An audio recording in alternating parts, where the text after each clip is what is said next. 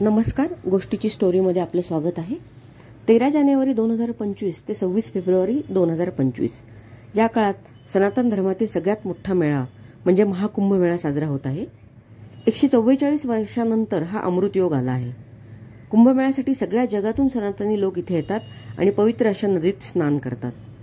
कुंभमेळ्याचे आयोजन 4 पवित्र नद्यांच्या किनाऱ्यावरील तीर्थस्थानावर होते। उत्तराखंडमधील गंगा किनारी हरिद्वार, मध्य प्रदेशातील क्षिप्रा नदी किनारी उज्जैन, महाराष्ट्रात गोदावरी किनारी नाशिक आणि उत्तर प्रदेशातील गंगा यमुना सरस्वती संगम असलेले प्रयागराज। इसवी सन पूर्व काळापासून कुंभमेळा भरत असलेल्याचे प्रमाण आहेत। कुंभमेळा का भरतो या संदर्भातील पौराणिक कथा आज आपण ऐकूयात। देव आणि असुरांनी अमृत प्राप्तीसाठी समुद्र मंथन केले। यात 14 रत्ने बाहेर पडली आणि या सगळ्या शेवटी अमृत कुंभ बाहेर पडला। जो कोणी अमृत पान करेल तो अमर होणार म्हणून देव आणि असुर दोघे अमृतासाठी भांडू लागले। तेव्हा देवतांच्या इशाऱ्यावरून इंद्रपुत्र जयंत अमृत कुंभ घेऊन आकाशात उडाला। दैत्यगुरु शुक्राचार्यांच्या आदेशावरून असुरांनी जयंताचा पाठलाग करून त्याला पकडले आणि त्यानंतर 12 दिवस देव आणि असुर यांचे घनघोर युद्ध झाले। या दरम्यान कलशातील अमृत थेंब प्रयाग, हरिद्वार, उज्जैन, नाशिक या 4 ठिकाणी पडले। या युद्धादरम्यान चंद्राने अमृत कुंभातील अमृत सांडण्यापासून वाचवले, सूर्याने कुंभ फुटण्यापासून वाचवला, गुरुने कुंभ असुरांनी पळून नेण्यापासून वाचवला, तर शनीने जयंताचे रक्षण केले। नंतर भगवान विष्णूंनी मोहिनी रूप धारण करून अमृत कुंभ घेऊन देवतांना अमृत वाटप केले। देवांनी असुरांसोबत 12 दिवस युद्ध केले। देवांचे 12 दिवस म्हणजे मनुष्यांची 12 वर्षे, म्हणून 12 वर्षांनी कुंभमेळा भरतो। चंद्र, सूर्य, गुरु, शनी या ग्रहांनी अमृत कुंभ वाचवण्यासाठी देवतांना मदत केली, म्हणून अवकाशात जेव्हा जेव्हा या ग्रहांचा दुर्मिळ असा संयोग होतो तेव्हा कुंभमेळा होतो। या कुंभमेळ्याचे 4 प्रकार आहेत: कुंभमेळा, अर्ध कुंभमेळा, पूर्ण कुंभमेळा आणि महाकुंभमेळा। कुंभमेळा हा दर 3 वर्षांनी प्रयाग, हरिद्वार, उज्जैन, नाशिक या 4 ठिकाणी एका नंतर एक होतो। अर्ध कुंभमेळा हा दर 6 वर्षांनी हरिद्वार आणि प्रयागराज या 2 ठिकाणी भरतो। पूर्ण कुंभमेळा हा दर 12 वर्षांनी प्रयाग, हरिद्वार, उज्जैन, नाशिक या 4 ठिकाणी होतो। माघ कुंभमेळा हा छोटा कुंभमेळा असतो, जो दरवर्षी माघ महिन्यात प्रयागराजमध्ये होतो।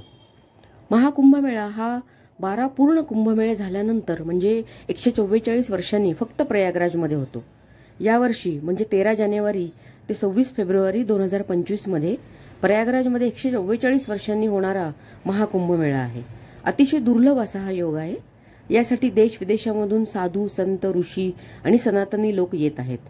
अशा या जगातील सगळ्यात मोठ्या श्रद्धेच्या महाकुंभमेळ्यात करोडो लोक उपस्थित राहून अमृत स्नानाचा आनंद घेणार आहेत। कुंभमेळ्यात सगळ्यात महत्त्वाचे असते ते अमृत स्नान, म्हणजे ठराविक दिवशी ठराविक वेळी पवित्र नदीत स्नान करणे। या स्नानाने मिळणारे पुण्य हे अनेक तपश्चर्या, अनेक यज्ञ आणि अनेक दानाच्या समान असते। ग्रह नक्षत्रांच्या स्थितीवरून या अमृत स्नानाच्या तारखा अथवा मुहूर्त काढण्यात येतात। या मुहूर्तावर नदीचे पाणी हे अमृतासमान होते अशी मान्यता आहे। अमृत स्नानाला राजयोग स्नान पण म्हणतात। हे अमृत स्नान फक्त शरीराचे स्नान नाही, तर ते आपले मन आणि आत्म्याला पण पवित्र करते अशी मान्यता आहे।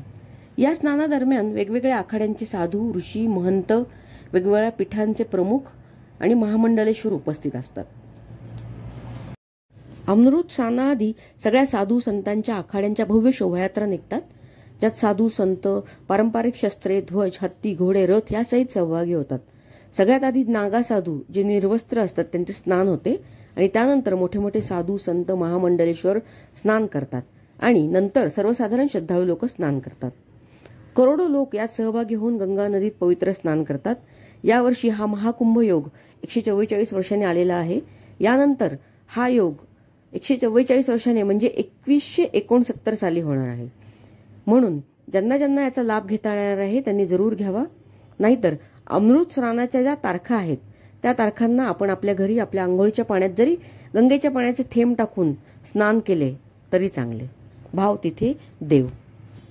तर आजची ही महाकुंभमेळ्याची कथा आणि माहिती आपल्याला कशी वाटली हे मला नक्की सांगा आणि गोष्टीची स्टोरी या यूट्यूब चॅनलला जर सबस्क्राईब केले नसेल तर कृपया सबस्क्राईब करा, लाईक करा, शेअर करा, कमेंट्स करा। धन्यवाद।